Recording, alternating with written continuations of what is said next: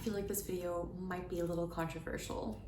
Hey friends, it's Em and welcome back to my reading circle. In today's video, I'm going to be discussing why exactly I'm starting to take a step back from the 5-star rating system for book reviews. So there are 7 main topics that I want to go ahead and discuss for this video, and then each topic has its own subtopic. So I have my handy dandy list just to keep me on track for everything. Essentially, I had listened to a podcast, the Read It or List It podcast, which I will have linked down below for their Instagram handle. So then you can go ahead and find the podcast however you listen to podcasts, whether it be Spotify or Apple. I think they have Apple, I'm not quite sure. I'm a Spotify type person, so that's how I've been listening to them. But regardless, I'll go ahead and have their Instagram linked down below so you can go ahead and follow their podcast and subscribe to their IG. They actually had their own episode talking about rating systems and the pros and cons to them, and it really resonated with me. And ever since I listened to that episode of their podcast, I have just been looking at the rating system completely differently. And even when I go into a book and, the whole reading process, and then at the end, whenever I'm done reading it, I just view rating systems totally different from when I first started reviewing books. Okay, so we're just gonna go ahead and jump right into it. Some of this will be, pretty quick, simple, easy, and then other points I have are gonna be a little bit more in depth. So starting off with number 1, why are we doing a 5-point rating system? I think that we should actually be doing a 10-point rating system, or just not 5. 5 is so small, and it makes trying to rate so much more difficult because you only have 5 stars to choose from. And so if you remember back whenever you were in school, if you had a little quiz that was worth 5 points and you got 1 point wrong, you got a 4 out of 5 or an 80% out of 100, which I don't know about you guys, but I hated it in school whenever I had 5-point quizzes, because if I got 1 point wrong, it was automatically an 80. So why are we doing the same exact thing to rating books? If we make it on a 10-point scale, then we can go ahead and have that 90% or that 70%. We can go ahead and make it a little bit more inclusive, because there have been times where I've been like, this is an average book, but average could literally be, if we have it as a 3 on a 5-point scale, a 60%. And if you think about that from when you were in school, 60% is like a D. But if you think about grades, the average is usually a C, roughly, from A to D and then an F. Yeah, I think that a 10-star rating system makes more sense than a 5-point rating system. Or at the very least, if Goodreads could have the half option. Why do we have to go from no rating 1, 2, 3, 4, 5? Why can we not have a 4.5 or a 2.5? That literally doesn't make any sense to me. The next one is tying back a little bit into just numbers in general, but it is putting a number on an experience. I think that is so subjective. And what I mean by that is that numbers are arbitrary. Like I said, something could be average, but it could literally, you're slapping a random number on it and you're just making that number be an average. And it's why are you slapping a number on an experience? That literally does not make any sense to me. And numbers are completely different for everybody. How many people have been to the doctor and they had the pain scale, and it's 0 to 10, 0 being no pain, 10 being the worst pain you've ever felt. And you're just how do I put a number down for this? It's hard enough to do it at a doctor's office. Why are we doing it for books? Numbers are just arbitrary. We should not be putting numbers, slapping a number on an experience, especially for a book. I don't want to see a number, just putting a number on there, it really bugs me. If you couldn't tell, I just don't like numbers. So segueing from numbers being arbitrary brings me to my next point. And my next point is, for me personally, books are starting to be overhyped. And what I mean by that is that because you can just slap on a random number, this is a 5-star, this is a 4-star, 4.5, whatever, because we are able to just slap a number on them, books are getting overhyped. And so it just takes away the experience of me getting excited for books nowadays. Like now I'll go through reviews and I'll think like, oh, so-and-so thought it was a 5-star, so-and-so thought it was a 3-star, you know, but there's so much more 5s than 3s. And so I automatically start to find myself thinking that, oh my gosh, this book must be fantastic. And then I give into the hype because everybody has given it a 5 stars or whatever. And then I read it and I'm like, no, like this book is horrible, or like it just doesn't exceed or even meet my expectations of what I thought, because that, you know, 5-star was just slapped on there, you know, like it's just annoying. I like can't even read book reviews. I'm getting to that point where reading a book review just stresses me out. It just stresses me out because everybody and their mom, it's just getting overhyped. That's all. Short, sweet, to the point. It's too overhyped for me. So this next point not necessarily is directly tied to reviews and star rating reviews.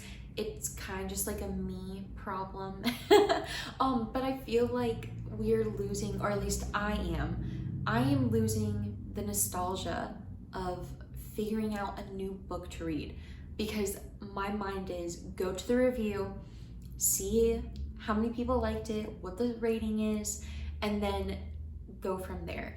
And what I really miss is just going to the bookstore and just browsing the shelves, not knowing anything about a book and just looking at them, reading the title, looking at the cover, you know, taking that book off the shelf, reading the back, reading the summary, and then deciding from there, do I want to read this book or not? I have noticed that for me specifically, I have been depending on people's reviews. I have stopped reading the summary on the back. I used to always read the summary. Like now I will literally just buy books because so-and-so thinks that it's like a 5-star read and they tell me that it's a must read or whatever. And I honestly just really miss that nostalgia, you know, like especially because the past like year and a half, depending on when you're watching this or whatever, we've been in a pandemic. And so it was very easy, at least for me, to look at people's reviews and think like, oh, this is how good a book is based off of somebody's reviews, because I physically couldn't go to the bookstore to read. So yeah, I just miss the nostalgia of it. And I've just gotten into a really bad habit of looking at the review and the rating before I find out anything about the book itself. This next point I think is a little bit of a no-brainer, but in general, we all like different things. We all expect different things out of books. And first off, that's amazing, but I think that also is getting tied into star ratings. So for example, there have been some books that I have absolutely loved. They were a 5-star read for me.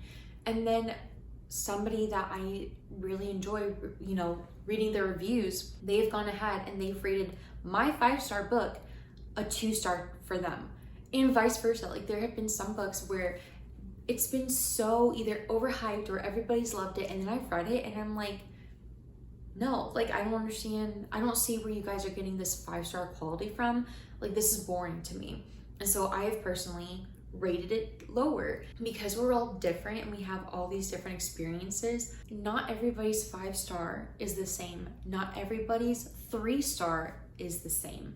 And so I think it goes back to, you know, numbers being arbitrary. Like we just slap on a number and we're like, this is what I think it is. It's just so arbitrary. So this next point, if it were not for the Read It or List It podcast episode that I watched, I would not have this point, just point blank. And I'm so happy that I listened to their episode, because now I have this opportunity to do this thing. And that thing is, there are some times where you are going to read a book and you literally cannot give it a star rating. There are 2 books in particular that I have done that for, which are The Hating Game and The Whisper Man. I could not bring myself to think of a rating to give those books. I know that authors really enjoy, I don't want to say depend. I don't know like too much of this realm, but I know that star reviews on Goodreads and Amazon, like those really help. You know, it helps with their sales. And I at least for me, don't think that it is fair at times for me to be putting on a number to rate my experience of this book. So for example, The Hating Game, I know a lot of people love it. It's a hate to love romance, and there were some parts that were really good I will admit. There were some parts that I genuinely did enjoy, but there were other parts that just completely fell flat to me, and I cannot think of a star to give it, you know? And the same exact thing happened to me once again when I was reading The Whisper Man. I enjoyed some parts of it, some parts really fell flat for me, and I did not know what to say. You know, I didn't want to potentially rate down either of these books because I didn't really care for it. And so what I did instead was I did the no rating and I just wrote a review, just like a general review. And I think that is totally acceptable because you are still able to talk about the book in the way that you want to, but you don't have the pressure of trying to slap a number or like slap a star, slap a rating onto a book that you just genuinely do not know how to rate, like, and that's fine. And my final point that I have for star ratings is just, what does it even mean? You know, so many people I have noticed give their ratings for different things. Some people have like an overall experience of the book, start to finish, this is how I felt. Other people have ratings for like just the ending. Some people have a rating for how realistic did this book feel for me. And if you're really lucky, you find a reviewer who does like a full rating system on every single aspect, and they have that consistent for all of their reviews. And I really do appreciate those reviewers because you get to see their thought process on why they like or dislike certain books and in what regards. Like, there have been times I'll be reading a book, I absolutely hate the character.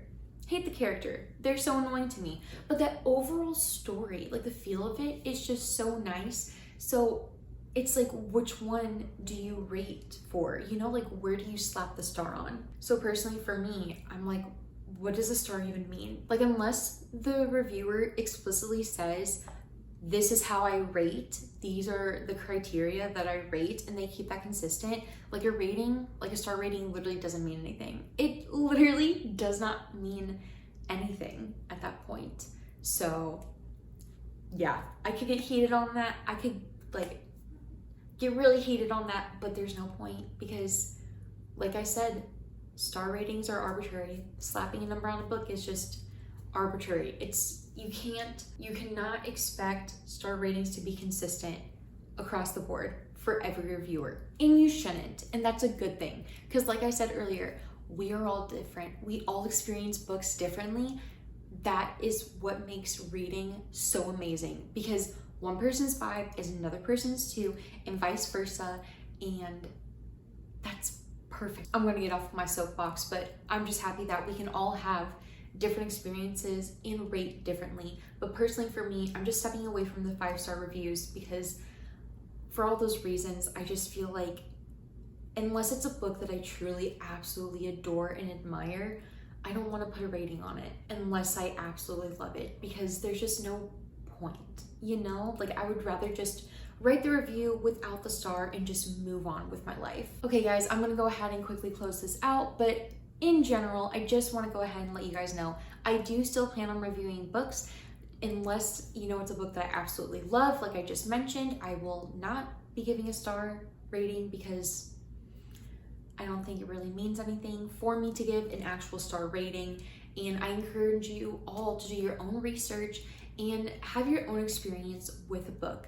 You know, for me, I've noticed, as I said, I've been getting too hyper focused on people's reviews, and I encourage you all to step away from that and just experience what it's like, you know, our old nostalgia of going into the bookstore or reading on Amazon, you know, the little blurb, the summary of what the book is on, and just experiencing that again and making your own decisions when you experience a book and read a book. All right guys, thank you so much for watching. If you haven't already, give this video a thumbs up if you liked it, and comment down below what your thoughts and opinions are on star ratings. Do you do them? Do you like it? Do you hate it? Are you going to step away from them after this video? Are you going to continue doing them? And last but not least, don't forget to subscribe to my channel, and I'll see you all in the next one. Bye!